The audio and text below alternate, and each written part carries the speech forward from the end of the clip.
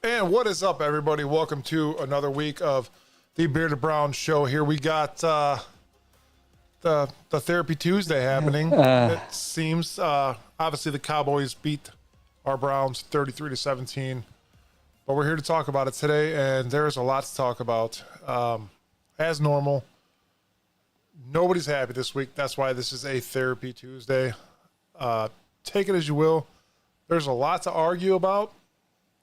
And there's a lot of stuff. Is there a lot to look forward to, guys? I mean, hey, show-wise, one thing sure. you can look forward to is it's very unlikely they will be this bad all the time. Yes. What you have to look forward to is this show and what we have to talk about. Yes. Yeah, seriously. But today's show is there's nowhere to go but up is the appropriate term for this team, right? We hope can't go down any further, I don't think. But Facts. today's show is sponsored by CB Excavating. Call Chris for all your CB excavating needs. He'll take care of you. Get it done before winter. Just get it done. He'll take care of you. And Doug White over at Allstate, Olmsted Falls, that guy will also take care of you. We're going to get right into it, guys. And well, ladies and gentlemen, and the guys here.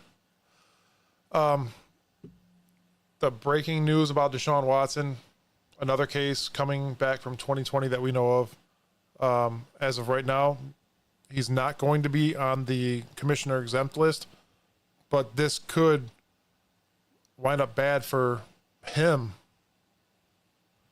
What do you guys want to hit on that first? Yeah, I mean, I don't know how it's going to pan out for him, but I would just say if anything pans out for him, it's probably his fault. I feel worse for anybody who else is involved, including all of us who really had nothing to do with any of this, but have to deal with it now, like after dealing with it so much in 2022 and it finally kind of being gone in 2023. Then we move on to dealing with the injury. Now we have to roll back to dealing with like legal troubles. It's a lot to ask of Browns fans, and I get why everybody is frustrated. I would tell everybody to take a pill a little bit, though, because it's such an unknown that who knows what will happen. I think there's people already out there like, perfect, now we can cut him and get our money back. We're a long way away from that being possible. There's a ton of people out there that are like, this is nothing. It will totally go away. Maybe. I mean, 22 cases, 23 cases. Maybe they're like, well, we sort of punished him for like everything that was happening back in 2020, which, by the way, was in Houston, and some of it was like facilitated by Houston. And it does drive me nuts that the whole like open social world is like, it's Cleveland's fault. Like we didn't do this. Like we signed him. So did like 7 other teams tried to, but like we didn't really sign up for this portion of it. But we already have to deal with everything that comes along with our team and the drama and not winning as partially a result of it. Like we didn't do anything that he was alleged of. Oh, it's like not to the world. Like we didn't do it. It wasn't me. Yeah, I guess we get the brunt of it because we obviously paid him the money that we paid him, which, right. Like you said, there's 7 other teams. Like we don't know what their contract was going to be. Maybe, obviously, they had a limit, right? So the hate on us is just ridiculous. Like, I get it. Like, Jimmy took a shot, and it seems to be biting him in the butt right now. The other thing is it's just hate from Browns fans on Browns fans. Yeah. Oh, are you cheering for this team? You're the problem. And we'll get to that. For this team, no matter what, man. We'll get to that. I'm hoping everything works out, but it's got me feeling very Darth Vader-ish right now. Okay, very dark.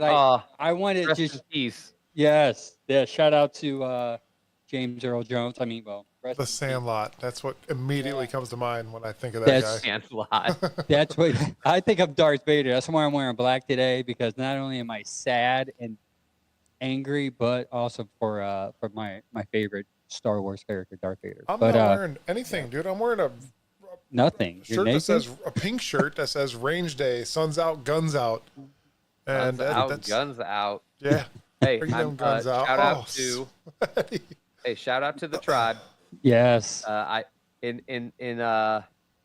in a little shout to Cleveland without having to cheer for the Browns today, because they don't deserve a cheer. Yeah. I'm going with the tribe shirt, the Cleveland for life. Yeah, I shirt. refuse to wear anything brown other than the label CLE on my hats as protests for that game. It's part of our world, right? But yeah. That was so the Deshaun stuff, like there's not a ton to say. It will come out when it comes out. This case it's another allegation from that same time period in 2020.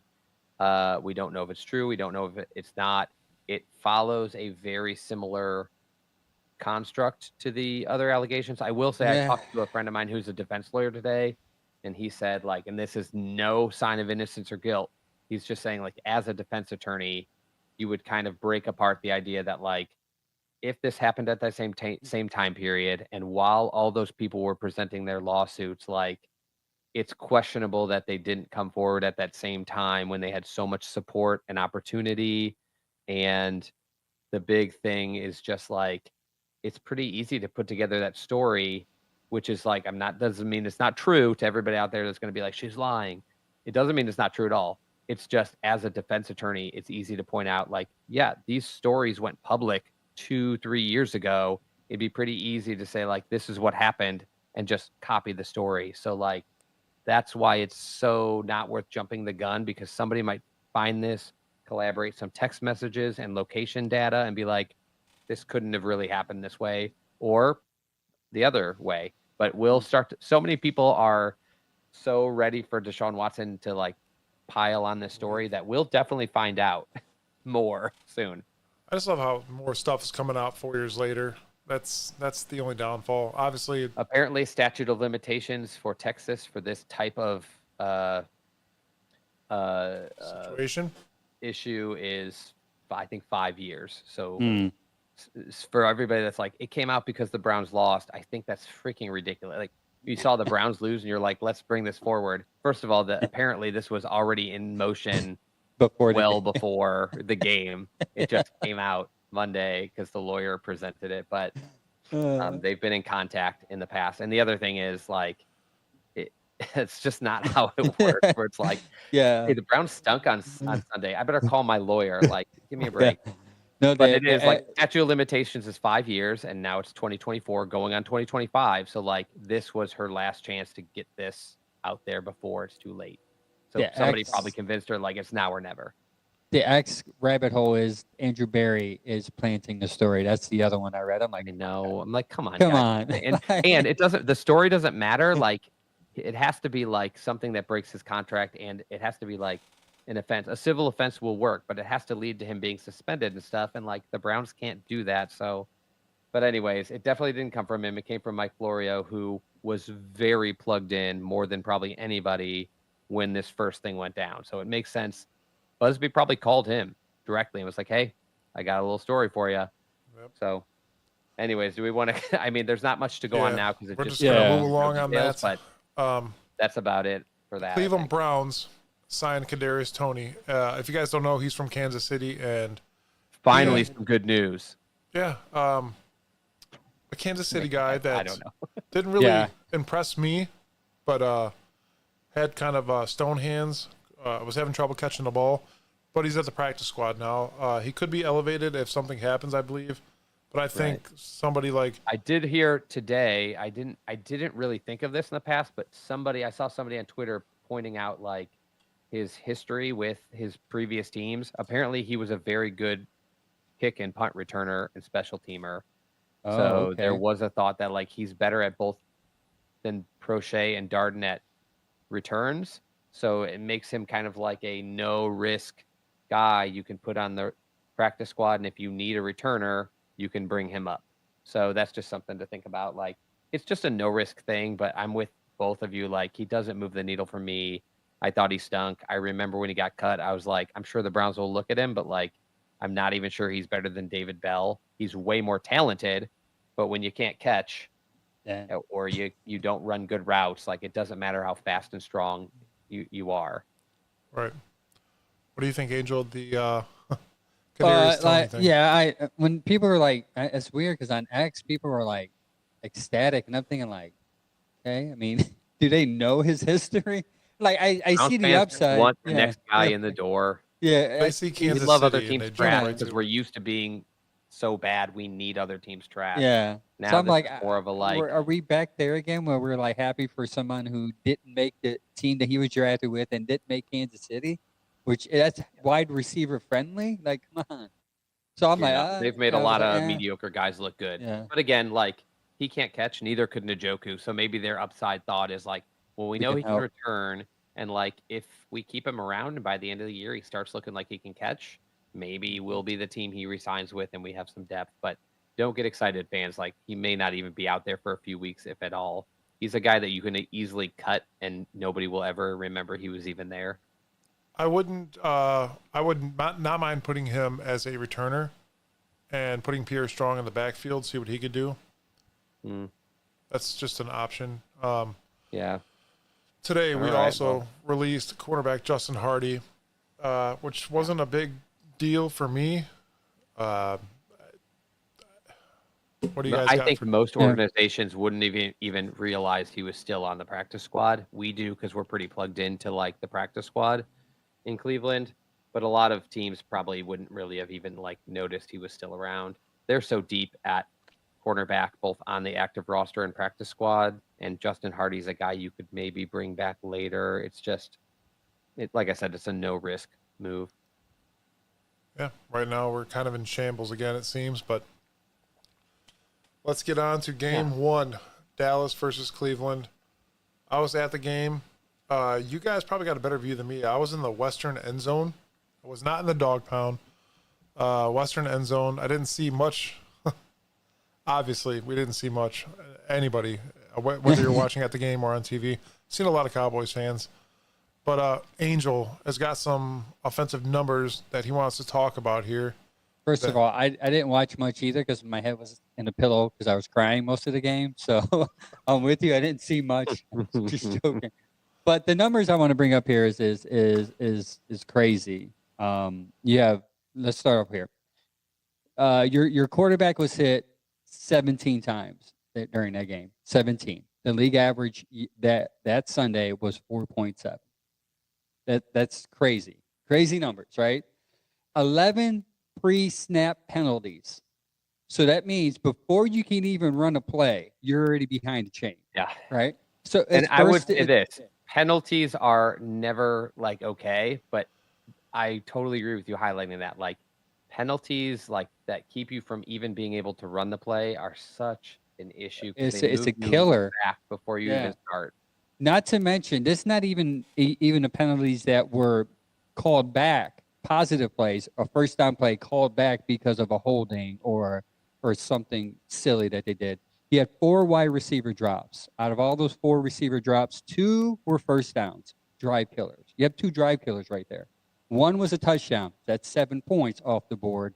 And the other one was a tip INT, which I get Watson will get blamed for. They scored off of that, actually. And they did, yes. And they scored off it. So that's another 7-point swing.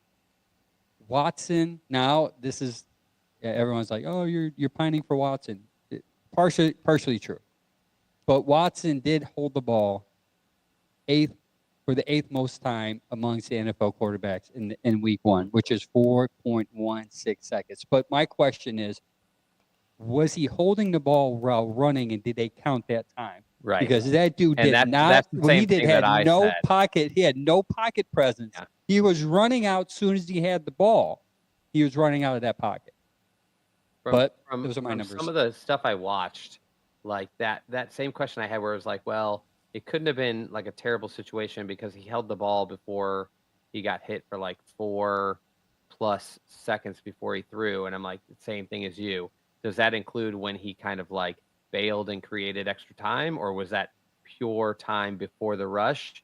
Because if so, that's not what it felt like when you were watching it. It felt like he was moving a lot. I will say I watched some more clips of the game and watched the recap.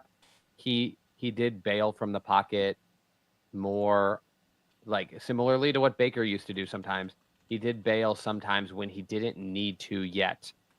But that always makes me wonder about guys that are gun shy because they know the rush is coming and they don't trust the line, which seems pretty reasonable given how little the line played together this offseason because they were just taking turns getting hurt. But it is partially on him. Like, he needs to stay in when he can and bail when he needs to. But yeah, I'm with you on all those numbers. It's some scary. of them, like the penalties and the drop. And the thing is, 4 drops. Like, you can have a game with 4 drops. The big thing was all of them in this game were crucial. 2 first downs, a touchdown, and one that became an interception that went the other way. Which means, if nothing else, you might have had like a 14-point swing. And in this game, that was enough to That's win. huge. Yeah, you score 7 and they are taking away 7, like, you're in it. So that's a big one. Chad, I wish you could see these comments right now, man. Yeah. You know Officer Christopher Jacks? No? He said, "What's up, sweet cheeks? I told you that I would tune in this evening. You had my legs shaking from the full body massage you gave me on Friday. Can't wait to feel your strong hands all over my body again this week. And call you later, my glazed honey bun." That was from Officer Christopher Jackson. Okay. Weird. He's going to call you later, so I would record that, because I'm going to play that conversation next week. We got that one in. Yeah. Frankie said, for the people saying he was holding on to the ball too long, you have to think his clock in his head was moving so fast because of the thing, because how many times he kept getting hit. True. I mean, he was probably rattled. I mean, as soon as the ball was in his hands, Parsons was literally in his face. Yeah, Parsons was tipping everywhere. So what did Parsons have? Like a sack and like 11 pressures or something? Yes, like that? And a tip pass. Yeah, he was all over. They could not stop that guy. I thought. Yeah, which isn't a surprise. I mean, we knew James Hudson. Yeah, I didn't think Conklin either would be able to line up against him after. He even blew up Antonio. Yeah. By the way, for anybody who's looking at pure pass rushers, I know we talk the most because we're AFC North about Watt and Garrett. The two maybe possibly best pure pass rushers in the game might be Garrett and Parsons. Parsons is an incredible just rusher. He's a beast, man. He changed my mind. After watching him play. Probably the toughest guy we'll face this year coming off that side. Well, you got TJ Watt. I watched that TJ Watt versus Atlanta. He was. I'll talk about that later. All right. Go ahead. Chad, you got some stuff here Watson's, as well. So we got to move on to Watson's performance. Yeah. So you've mentioned some of the stuff that like didn't help him: the offensive line, the pass rush, the dropped passes. But I also would say that it is fair to look at Watson's performance himself and know that like it didn't do anybody any favors. He went 0 for 10 on pass attempts where he put the ball in the air over 15 yards. Not only was that the worst this week, that was the worst in NFL history. Dang. Going 0 for 10 on passes with more than 15 air yards. There's a thing going around social media of like his passing chart, and it's just like throwaways, incomplete passes, and interception. The only completed passes he had look like they're all either at the line of scrimmage, slightly behind, or like within 5 yards. It looks a lot like when you look at a basketball chart of like Isaiah Mobley, where everything away from a layup is a miss, and like all of his makes are just a circle around the basket, where you're like, this guy has no outside game. That's what Watson looked like in this game. He could dink and dunk, and part of the problem is not only because could he not complete a pass down the field past 15 yards, he wasn't even close on the ones he did throw, and he didn't even embrace like, I'm not getting the ball down the field. I'm just going to dink and dunk and make 5 yards happen every time I can. He was still going for longer passes that he was just missing. So part of it has to do with like he didn't settle in, he didn't, find out what Dallas was doing after a quarter or so, start reading the defense and making quicker reads and getting rid of the ball. It just, everything on his end also looked pretty bad. And like I mentioned already, he was bailing from the pocket pretty early on right away, which I understand why he was doing it, but you just got to be better. You got to trust your line and try to stay in the pocket and make plays from the pocket when you can.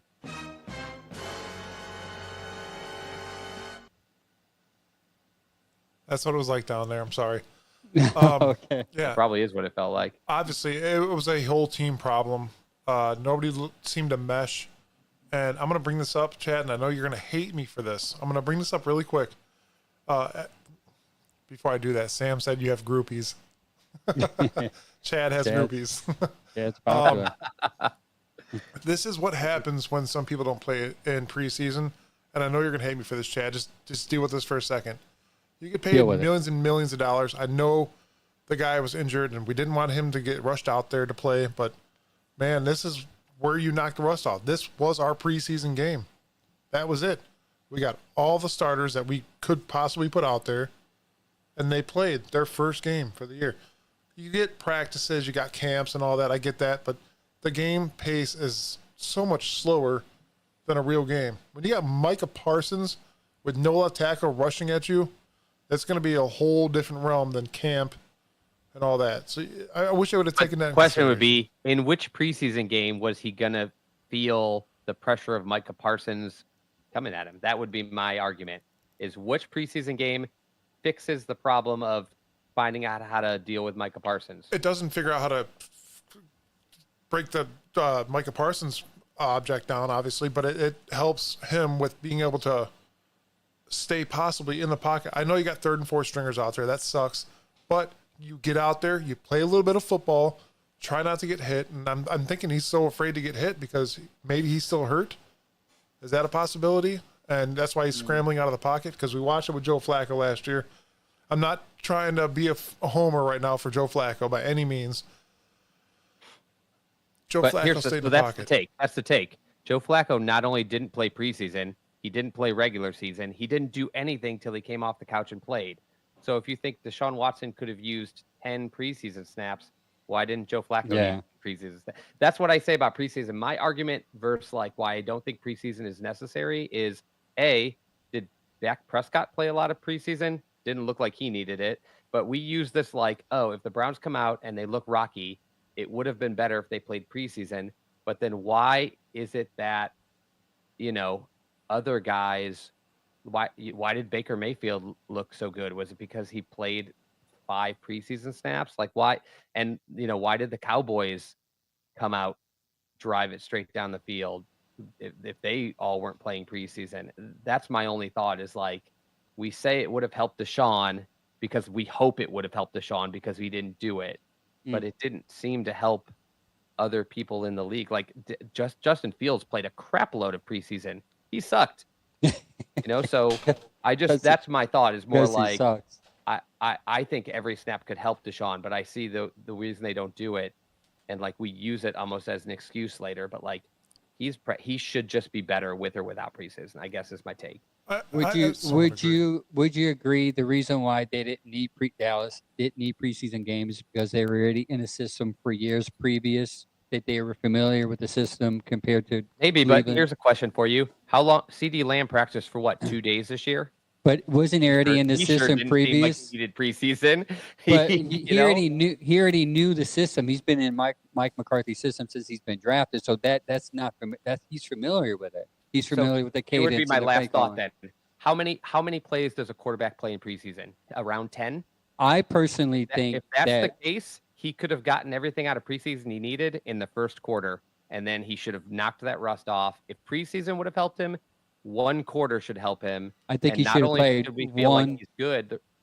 4 1 quarters is what or 3 1 quarters. I'm sorry. Hindsight. So literally, like hindsight. 0 quarterbacks in the entire league do that.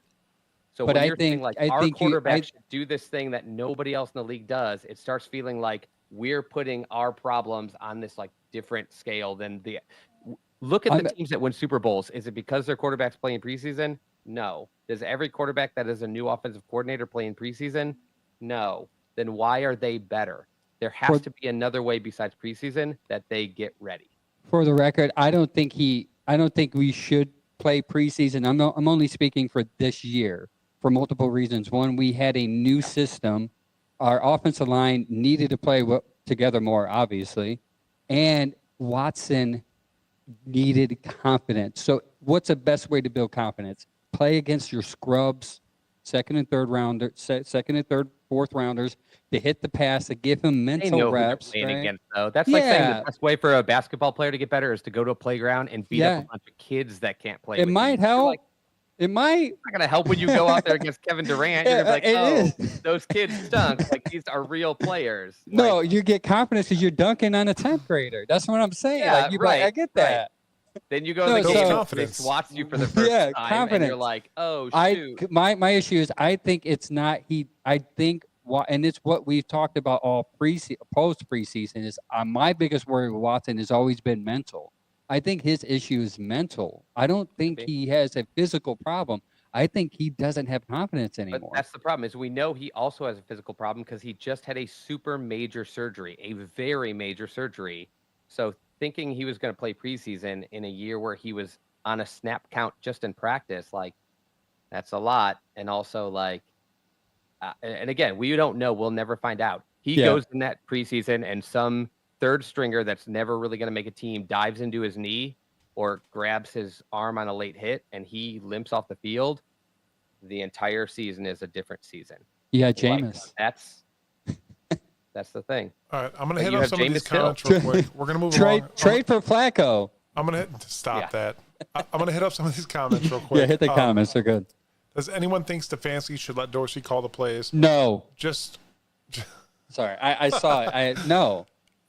just don't like his calls at times. And I'm going to touch base with that here. This Yes, is going to go for please the do. offensive part of the game here. I seen a couple times we had 3rd and 7, and we run the ball with a subpar running back that's averaging 3 yards a game. I did Okay. not like the call. Okay. Try to get Deshaun out there and pass the ball. What would you call there with the line that is just being dismantled every play? A quick slant to David Njoku for And 7 yards. It wasn't working. As soon as he got the ball, he had Parson in his face. They tried the 5-yard slant in the first and second. It wasn't working. Regardless of what the play call was, that line would have broke down. So I don't think the issue was the play calling. I think the issue was the line. I don't care who was play calling that game Sunday. It wouldn't have worked. I'm not in my going to opinion. I'm not going to kiss anybody's ass here. I'm not going to kiss the offensive line's ass. I'm not going to kiss Deshaun Watson's ass, and I'm sure as hell not going to kiss Kevin Stefanski's ass. There was problems. It was the worst game I've seen my Browns play, our Browns play in years. And I think that's why us as Cleveland fans are so upset. Can we all agree on that? Yeah. Oh, yeah. It was a horrible game for sure. I agree. Offensive line. And for everybody that doesn't know, when if you guys seen that video where Joe Bitonio smacked Deshaun Watson's hand away, Joe Thomas actually commented on that and said, "Hey guys, I am a fat man. I don't need your help. You're not going to be able to pick me up. I will roll over on my tummy and push myself up like a push-up." So don't take that into a bad scenario for the offensive line hating Deshaun Watson or anything. That happens. Offensive linemen are bigger, and they have to roll over and push themselves up. It's just that's how it works. Yeah, Chad, did you want to make? Did you going want to around? I think if it's not Deshaun Watson, like nobody cares about that clip. People at this point are just looking for Yeah. anything. Like, can we find any clip where Deshaun Watson like walks past a coach without saying something, so we can put it on the TV and say like he doesn't want to talk to the coaches? Like, Yeah. they're literally like they're just fishing. They're just at this point like looking for anything negative. What I find crazy about that is, guys, just watch the game. You don't have to look for weird conspiracy theory negatives.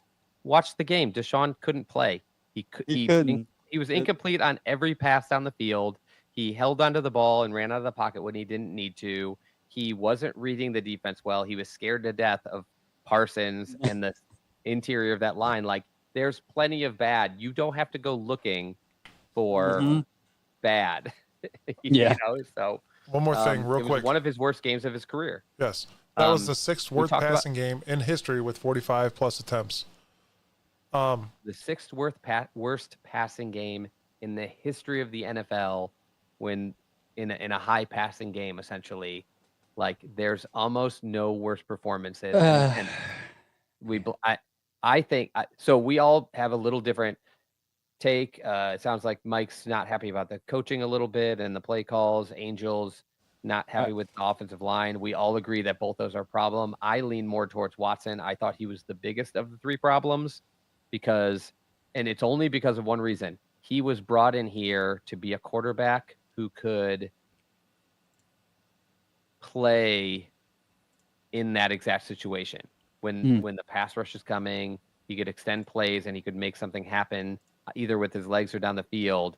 And it's a tough expectation, but it's literally the reason you traded for him, because you thought, okay, Baker's getting some stuff done, but we need someone that's a superstar.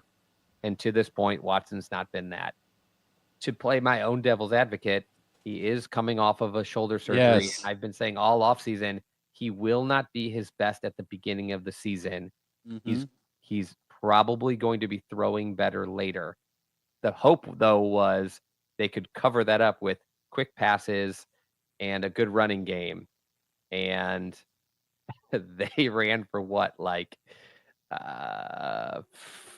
54 yards with their running backs. The Browns had 54 rushing yards with a running back. Their two running backs combined.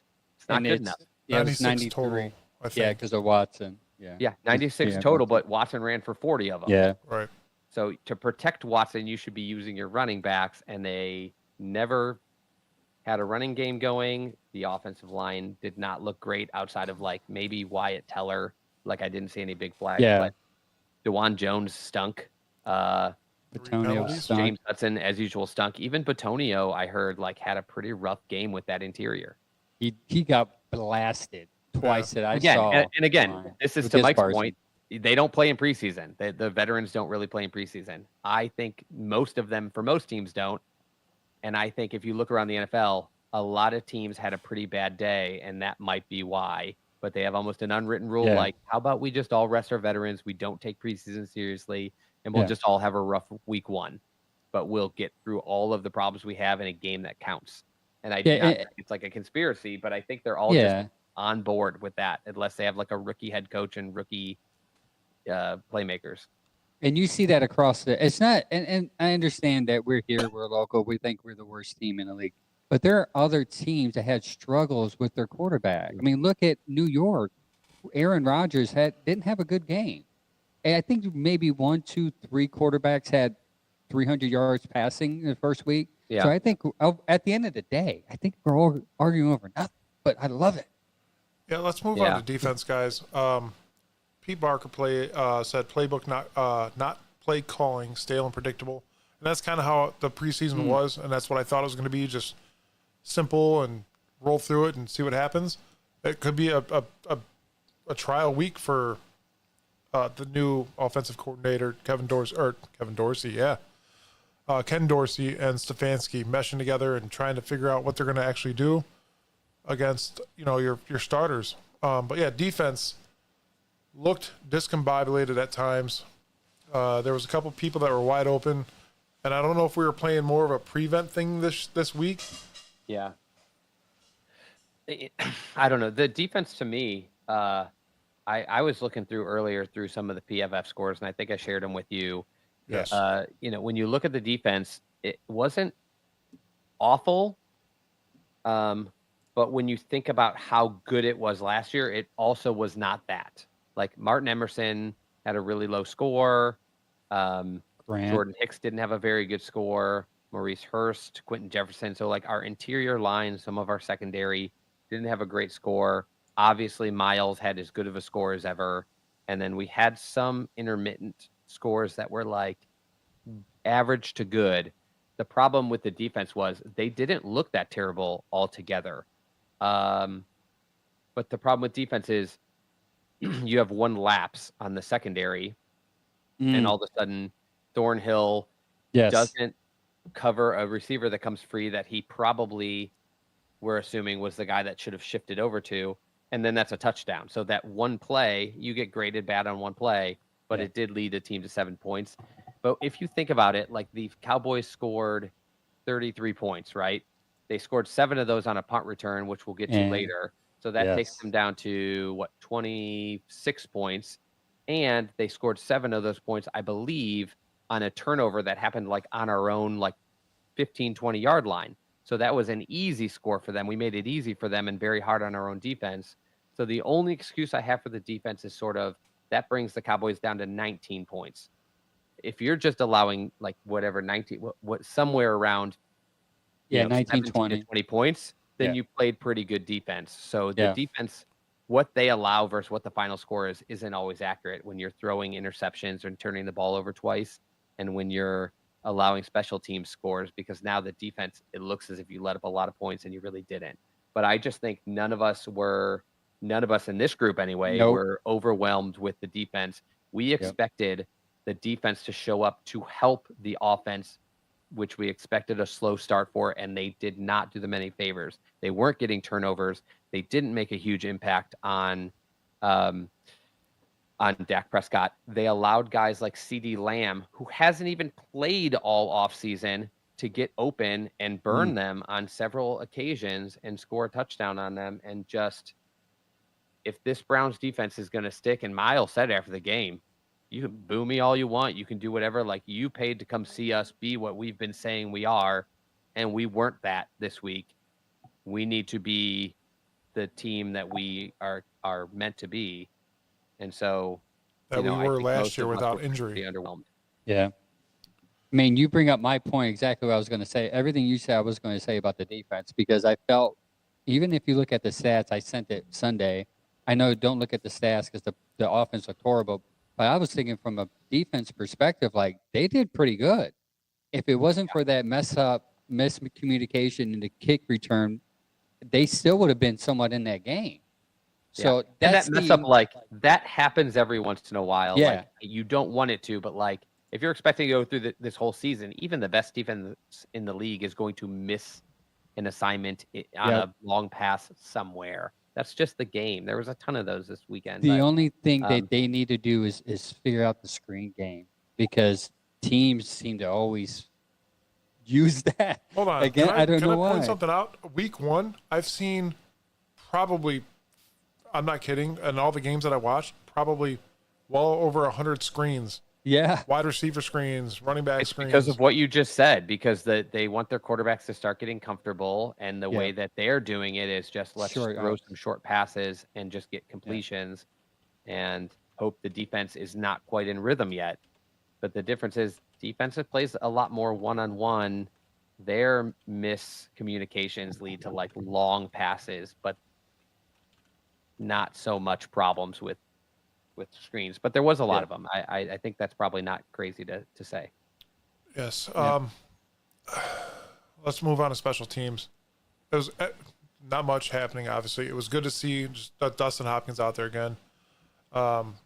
Borges had quite a few punts, obviously, and one was returned for a touchdown. It was horrible. Horrible, but it happens. I was expecting to see something on the kickoff, because it wasn't touchback after touchback after touchback this week.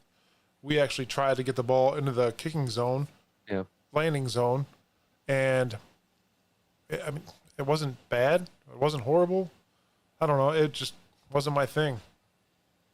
Sam said, I think last week, to move the kicker back another 10 yards. That way they're going to have to actually kick it into the drop zone and move along from there.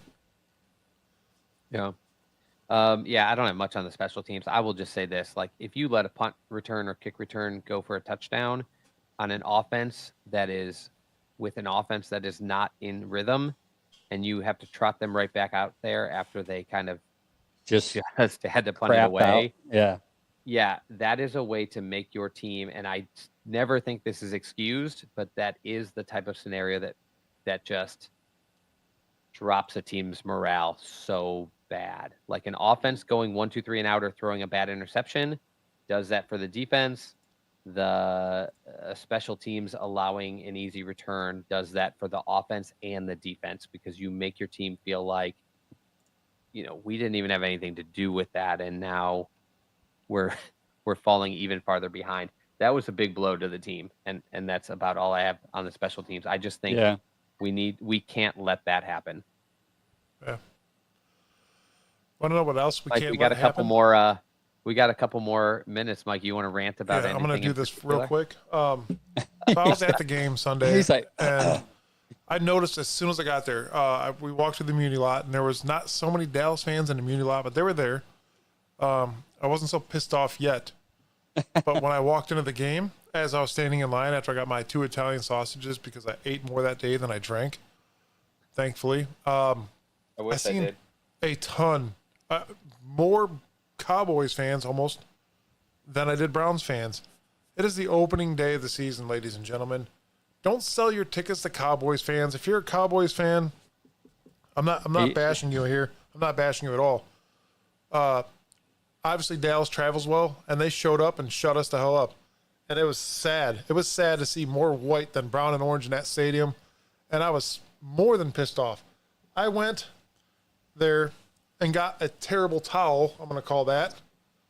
I was pissed. I seen more Cowboys fans in the stadium. Towel of terrible team. Yes. Yeah. I seen more Cowboys fans on that day than I did Browns fans. And I had some sitting in front of me. I had some sitting right next to me. That was horrible. It's the Browns home opener. Whether or not you guys hate Deshaun Watson, this is your team. I want to cuss so bad right now, but I'm not going to.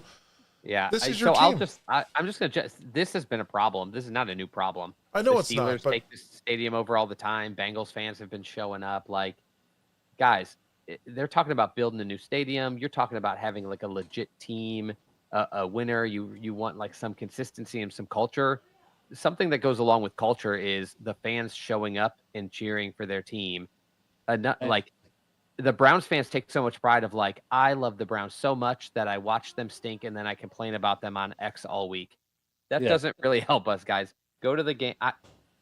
I'm a long way away, but I even make it to about one game every year. Go to the game if you're in Cleveland.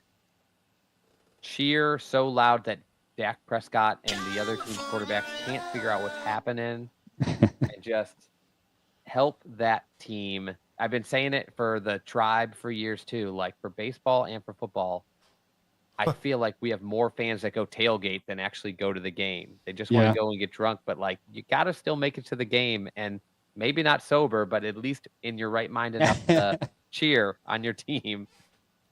I want to get through this quickly. Plenty of booze. The thing that pissed me off the most, first quarter wasn't even over. We were probably 7-8 minutes into the first quarter, and I had fans behind me. And I tried to like pull it up and get a video of it, but they're chanting DTR already. And I'm like, are you guys dumb? Like, seriously, no. He's not even our backup. He's literally not even the backup. That's the problem. Chanting DTR. I'm like, dude, are psychopaths. Do you guys not realize what is happening? We have Flacco. Right. Well, I heard that a couple times too. Bring Flacco back. And I'm like, he's in Indianapolis. It's not going to happen. But I was like, I turned around. I'm like, hey, dumbass, you realize we paid this guy, and I'm not even going to bring up the money, and I'm not going to kiss Deshaun Watson's ass right now. We paid the guy money. He's going to start, whether you like it or not. I don't care what happens. He's going to start unless he's injured again. That's what's going to happen. And then it got worse and worse and worse. Oh, yeah. And I'm just like, it's fine. Everybody's on edge. Everybody's frustrated. We should have expected it, and we didn't really. We thought people would be there and hyped, but like we are underestimating how much so many people don't like this team, but are like, I'm a Browns fan and I hate them. So, and I get it. If you don't like Deshaun, like I'm never gonna contest somebody who's like, I don't like Deshaun for these social reasons because I believe he did this or that, and like, okay, you're entitled to that. But keep in mind, if you're going to say you're a Browns fan, like maybe you should call it quits for a little while because like going there and doing the team when there's 50, other guys on the team, like counting on the fan support, like like I said, we didn't sign him as a podcast. They didn't sign him. Like they have to play with them. And like, I think most of the reason people don't like the Browns is because either they don't like Deshaun and they're like just blowing that up, or they just don't know how to like the Browns anymore because they just have not figured out like how to embrace a team. They're just so used to misery at this point. I firmly believe that it's been such a long time and so unsteady that like they have a good team at 11 wins and they don't even know how to really cope with going into a season not being like a 3-win team that's a super underdog. So, all right. Let's move along. I'm glad I got that off. I needed that all weekend. I'm surprised I actually have a voice because I was screaming at the game. Same. So Nick Wilson from The Fan, he said Browns got punched and gave up. And I think because, again, I was there. We had one first down the whole game until 3 minutes into the third quarter. I think we kind of came out with a little bit of vengeance and tried to make something happen out of nothing. And we scored a little bit more, and it still wasn't happy. We weren't happy. Obviously, we weren't going to win. Still looked horrible. I don't know what's going on in my house right now, but everybody wants to scream. It's awesome. I can't hear it, luckily. Oh, good. I hate to say that I would love to oppose this take because I love going against radio takes, but it did kind of feel like by the end of the first quarter, the Browns were kind of sunk. And I don't say they couldn't have fought back and gotten excited about something had they been able to make a big play, an interception, a big touchdown pass or run, or they probably could have gotten themselves back into it for a pretty long time. But it did seem like by well before the half, when the game was still pretty firmly in hand, they looked pretty done. Yeah. And so I do feel like the Cowboys came out like swinging, and the Browns were like, whoa, what the heck? Like, the defense was unprepared for the offense of the Cowboys to actually be successful, and the offense could get nothing going, and they had good reason to feel pretty down. But Yeah. The job is like come out in the second half and do better, and it looked like by then they were almost tapped out. Yeah, I wasn't impressed at even at halftime. Obviously, Yeah. I honestly I ate more food than I drank at this game because I was so miserable. Stress eating. It's normal. He's got a problem, folks. He's got an anxiety issue. My wife Give came me and picked us up, another. and I was Give me another sober hot dog. for the I most need part. another hot dog. I stopped and This grabbed. podcast is making him need like a burrito or something. I He's stopped on the secretly, way like, home. eating it near the- James Frank says, I'm still in my feelings about the Njoku injury. Well, Njoku going down. Yeah. Do we have an Njoku update on went that? down, and it looks like it could be a high ankle sprain. I saw reports this morning that it was confirmed. It wasn't confirmed. It's some form of ankle sprain, which was the theme of this weekend. Guys, I promise I'll keep an eye on our Twitter. I'm going to be looking around for more details, and when I get some actual details on what the real injury was, I can give you a little more. But for now, I'm kind of treating it like a high ankle sprain because I feel like that's what they were MRIing for, and that was the original suspicion, and it kind of fits. For anybody that doesn't know, there's like a ligament in between the two bones of your Look at bottom of that. your leg, your tibia and fibula, and that ligament kind of like holds them steady together and allows like the ankle and the knee to move a bit, but doesn't allow those two to wobble. That's all a high ankle sprain is. It's just not down by the foot. It's somewhere in the mid portion of that leg. Those two bones get stretched apart. And what happens is your foot can't be stable because when you're trying to run or put a lot of weight on it, those bones get a little pulled apart and it's pretty painful. So, and unlike a normal ankle sprain, because your calf is there, you can't just tape it real tight. You have to like allow it to move. So it's a pretty long healing time. If that's the case, he could be out for more than a month. Yeah. Diabate and Mo Hurst both with ankle injuries as well. Same thing. Yeah. Lower ankle injuries though. So these are the type of guys that could be back in like a week or two. So they're not terribly, I mean, we didn't come out of this game beat up. Njoku's a pretty big loss. I wouldn't be shocked if next week you see one of those tight ends. They actually got somebody, I forgot his name, somebody that played for, I was going to say Cincinnati, Carolina, something Mims or Sims or something like that. The problem with the tight ends is like they decided to let the guys that were here with training camp go. Yeah. They brought new guys with a little more upside to them onto the practice squad. So don't be shocked if they're not ready. And next week they just got to go out there with Jordan Akins. And if he can't get it done, they might just have to throw out an extra lineman every so often or like just swap it up. But at least it's not like a season-ending like thing. It's just a bummer because we finally saw what we needed to see out of Njoku last year, and then this year. And really quick before we move on, I would have loved to have kept Harrison Bryant, Pete Barker. I would have loved it, but at the end, he started dropping a lot of passes as well. Yeah. He'd help us now, but that feels like a little retrospect. Like if Njoku wouldn't have got hurt, you wouldn't be thinking about him, and then Njoku does. So now it's like, well, now I wish we had kept Bryant. I'm not sure he would have made this final roster. I think we still might have just kept 2 tight ends, and Harrison probably wouldn't have gone to the practice squad because somebody might have scooped him up. Yeah, they signed a guy by the name of Geoff Swami. Jeff Swami, 10-year veteran. Only played 14 games, 10 receptions, 94 yards. I think the guy they picked up from LA or whatever was probably the guy that they're hoping to get something out of, but he might have a few weeks to get the playbook down. We'll see. So, but anyways, we'll better take our little mini break here and then quickly sweep through the final stuff.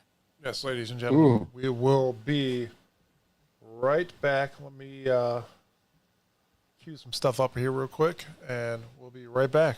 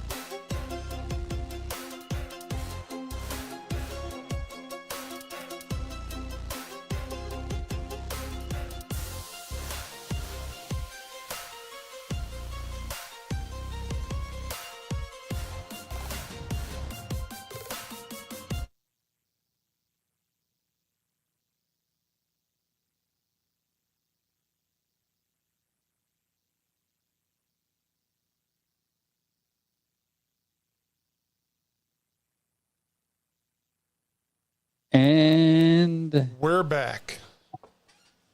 All right. We are back. Some of us never even left. You said break, and I was all for it. He's like, break. All right.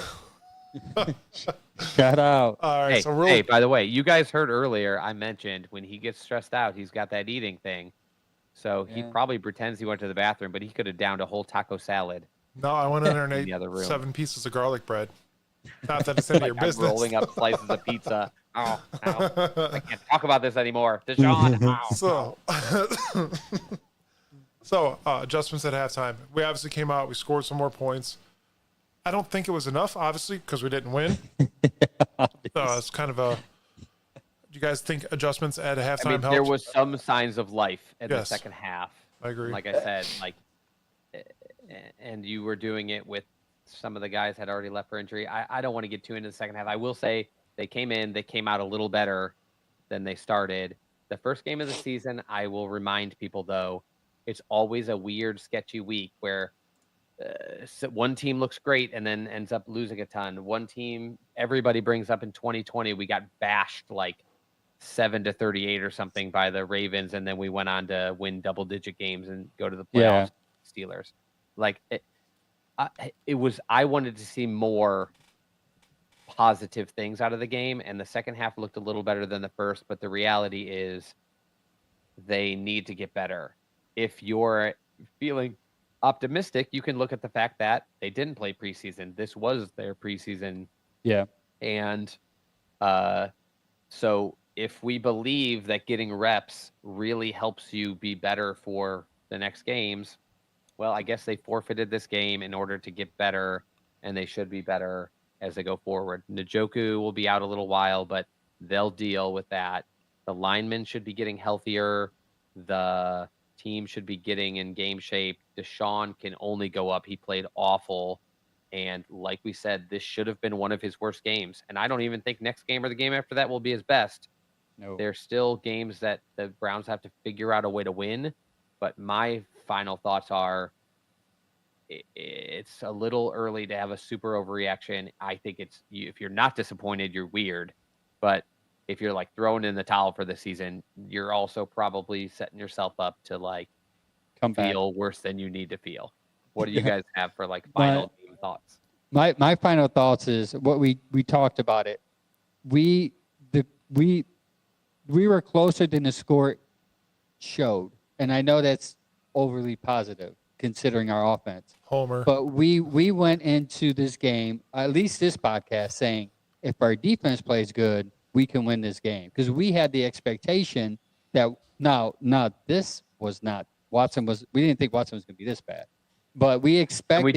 We did say they needed to find a way to get the running game going, and they did not. And 50 yards on the ground is trash.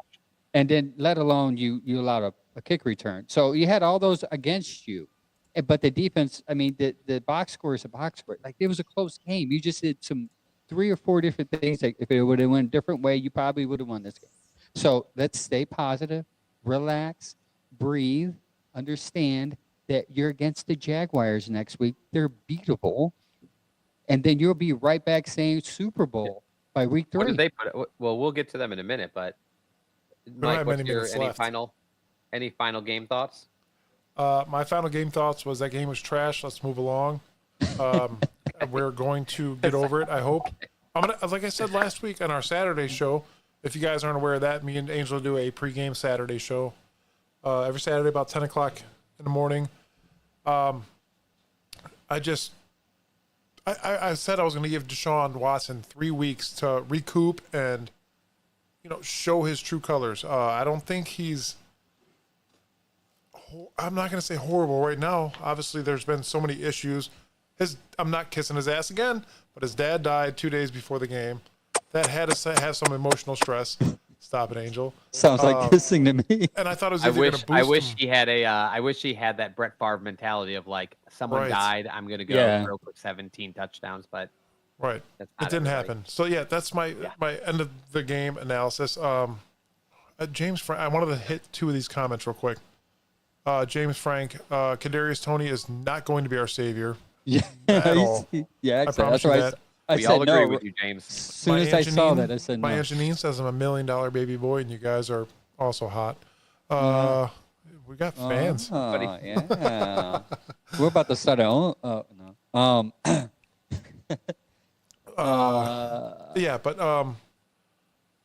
Next week, baby. Jaguars. Like, just somebody actually commented and said that they lost 20-17 to Miami. Yeah. And Miami's a tough team from what we are used to from last year, but we were a tough team last year as well. I'm not going to... The big thing is we just talked so much about how, like, our offense couldn't do anything. And in the meantime, we're getting ready to play a team that also put up 17 points, the exact same amount of points that we just put up. Now, we're playing them on the road, so they've got that advantage. But it really is preseason. You guys have all seen on X my predictions, and I'm going to probably change them week to week as we talk about these games. But my initial one, was my feeling about how I thought this season was going to go, and I thought we would probably lose to the Cowboys because, like you guys both mentioned in different ways, they are a more consistent team. They're coming in with more players from last year, more culture, more offensive consistency. They don't have some of the main injuries that we have. Like, there's a lot of reason to think this wasn't the Browns' week. I didn't think it'd go this bad, and it sort of was like it was that exact, like, everything that could go wrong went wrong. Yeah. But, I'm still not going to be blown away if the Browns go out there and put up a better showing against the Jaguars. I'm hoping for that, and I'm counting on it. But I think we can beat them on the road, and I think I picked them initially on the road. I'll make a week-to-week prediction when we're closer and we know more details. But my preseason one was, I expect to beat this team. Yeah, you did. Yes. what was I going to say here? I do want your guys' predictions so we can bring them up on the show for Saturday. It's the Jags at Everbank Stadium. What do you guys think, Angel? I'm literally looking at the matchup right now, and it's very close as far as stats from week 1.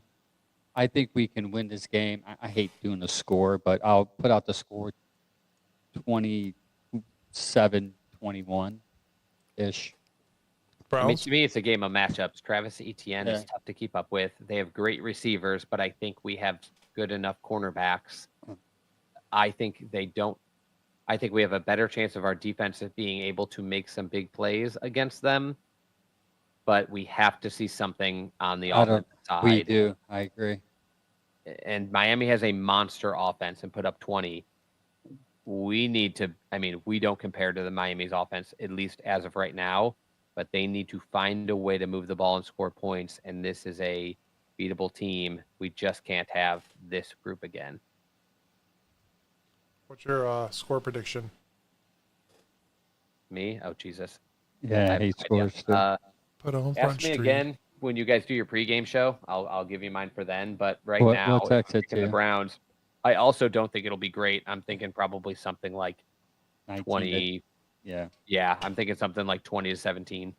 Yeah. I was going to go 17-14 Browns. And then we can all forget about Watson's first game. It'd be nice. Great. Yeah, and the story will be ongoing with his suit, but I just think it will be a background thing because nobody can do anything with it yet. We just hit our time actually. Yes. Should we call it quits and you guys can cover more stuff on the pregame show, or should we take like 5 minutes to cover the AFC North? We could run through this really quick. It's easy. The Steelers are the only ones in the AFC right now that are undefeated, and that sucks. And they didn't score a touchdown. The crazy thing in Steelers fashion is they pulled off being the only team in this division to win a game and also the only team in this division to not score a touchdown. How the Steelers are capable of doing that?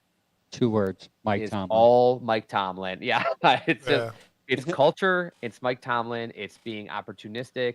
Like I said, the Browns got punched in the mouth, and they just kind of feels like they quit, and then later they played a little better and got a little back into it, but like they had let themselves fall too far. The Steelers just never do that. And I don't think the Browns can become that in a year or 2 or even 4 with Stefanski. Like that took the Steelers decades to like become this team that like will never give up and has this fight culture, and something will go right for us if we just hang in there and try to like wait for a big play. But they were exactly what they thought they were. They reeled on offense. They couldn't really get anything going. They made 5 or 6 kicks, and that's all you need if your defense can actually. Their defense did what we needed our defense to do, and our defense is capable of. And Wait, Growl answered Dragon says 24-23 Jags, and then he keeps on spamming TJ Watt. Yeah, that's good. Keep on spamming. It's fine. TJ Watt was pretty solid. I was impressed. He was one of the best maybe it's he was great. That's the reason why they won. Yeah. Bengals. He's on a level with Myles Garrett, Micah Parsons, Mason Crosby, or Max Crosby, and maybe he's a Bosa. game changer. Very few other people. There's like 5 guys that just stand above the rest, and I think Parsons and I Watt think he just and Garrett for unsubscribed different and rolled reasons out. are even a lot higher. But I mean, the guy, he's going to be good all the time. We all saw that Ravens game earlier. If you guys didn't watch the Ravens game, like, wow. All I can say about the Ravens is they are similarly to the Steelers. They were disorganized. They had too many penalties, too many pre-snap penalties, but they made big plays between one of their playmakers and Lamar, and they're just always going to win games in the regular season doing that, and they're going to be just as challenging this year as last year. They're if he like stays a 12-win team again. If he stays healthy. We don't have much time left here, guys. Yeah. But I agree. If we can stop, what do we have? 96 yards and penalties. That's an automatic touchdown every time. I brought it up a couple months ago where I thought our defense was on the path of less penalties, and that was a huge thing. I think Schwartz has them disciplined enough, but seemed like last week was not the case. Offense and defense, it was just penalty after penalty, it seemed. And I think the big thing is this Browns team is a big play team. They have a monster offensive line. JOK is a menace in the backfield, and they have a really good secondary who can make plays when the quarterback's in distress. It's an opportunistic defense, and I know it wasn't this dramatic, but like if you cannot cause some chaos in the backfield and use that rush to throw off the quarterback, this is what will always happen to you. This is what CJ Stroud did. Like if the quarterback has some time, this defense can be picked apart. Today was one of those days, or Sunday was one of those days where the defense didn't make big plays and they didn't get the quarterback. And when that will happen, they're subject to being roasted with a couple big plays. And that's all it took. They didn't give up that much yardage, just a couple big plays. And then really quick, the Bengals. Joe Burrow. They suck. Crap. I had them losing. I said they were going to lose because they're dysfunctional, and I called it, and they ended up losing, and they suck. I wish I had listened because I'm already out of my survivor pool for this. And they actually, that's funny that you said that. There's an article I read. They said 43% of people are out of major survival pools because they picked the Bengals over the Patriots. I just had a feeling against the Lions. The Lions. Everybody's picking against the Giants, the Patriots, and the Carolina Panthers. Yeah. That's how you pick the first week of survivor pool until you know who's good. You pick against the three bad teams, and so like 30 to 40% of people were like, "What? We're out." But you're right; they weren't good. There's videos all over the internet of Joe Burrow like grabbing at his wrist, stretching his wrist. I was explaining it to people what he's probably doing. It's either stiff or it feels unstable, and he thinks moving it like feels better than letting it stay still, but it's obviously still a concern. Yeah. Really quick, then we're going to close it out, guys. I put a poll on our X and asked, who do you blame this Browns loss on? You're going to bring this up now. Yeah, I have to real quick before we close it out. Your choices were offensive line, Deshaun Watson, Kevin Stefanski. You guys choose, 44.4% of you chose Deshaun Watson, 29.6% of you chose offensive line, and 25.9% of you chose Kevin Stefanski. And I think it was Chad actually that commented on it and said, "Where's the all of the above?" Yeah, was it you? Yeah, it was you. That was me. So, and I was like, as soon as I read it, I'm like, all three of these. Yes, but I wanted to narrow it down to what people thought. I was thinking about putting the all of the above thing up there, but I was like, no, that would have been. Easy. It would have been all of the above everywhere. You should. It's better that you did it that way. Right. Yeah, and it was like, and you can tell the fan base, different people feel different people are to blame. All three of us kind of did. Like I said, I put a lot of it on Deshaun. Angel put a little more on the O-line because we have high expectations for them. And Mike wasn't happy with the way we planned the game. And all three of us are probably right. That game stunk. All of the above. Which one of us is right? Yes. Yes. Just yes. Shout out to our sponsors, C&B Excavating and Doug White, Nationwide Insurance. Allstate Insurance. Allstate Insurance. Sorry.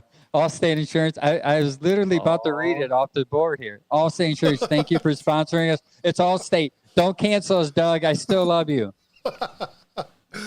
Yes. What kind of a hoser uses Nationwide when Doug Allstate is available? I feel like the guy. Dang mind. Real quick, I heard a story that guy that Ready to Rumble guy didn't remember the name of the stadium. When he said here at Huntington Bank Stadium, he was like Field. here at Huntington Bank Field. He forgot what stadium he was at. Man, that was me. Sorry, Angel, you just Tom Brady'd that. I did. I'm sorry, Don't man. call Nationwide Allstate. Anybody. Nobody. Yeah, call Doug White. Allstate. I'll give him an extra shout out on my page. I only trust Doug. Trust Doug. All the way from California. Yeah. All right. Thank you. everybody join me and Angel Saturday. If Chad could join, he will. He'll be He's sleeping.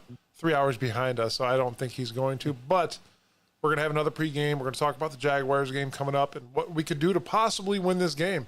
Can we pull it off? We talked about it a little bit here. We're going to get in-depth Saturday.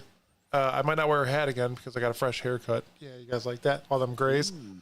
That's what happens when you become a Cleveland Browns fan. Yes. But yeah, well, Saturday, join us here. Go follow us on YouTube, please. YouTube first and foremost right now. Yes. Follow YouTube and X too. Hit the like button. Oh, here, I'll play follow this. me mostly. Yes. Cleveland Sports Doc. And then Angel Ortiz as well. But yeah, we got tons of stuff coming up. The Brown season is here, ladies and gentlemen. There's always going to be news. We're going to be here to tell it to you on Tuesdays. And then Saturday's our pregame show. Join us and let's go Browns. Rough. We will see you guys Saturday. Rough.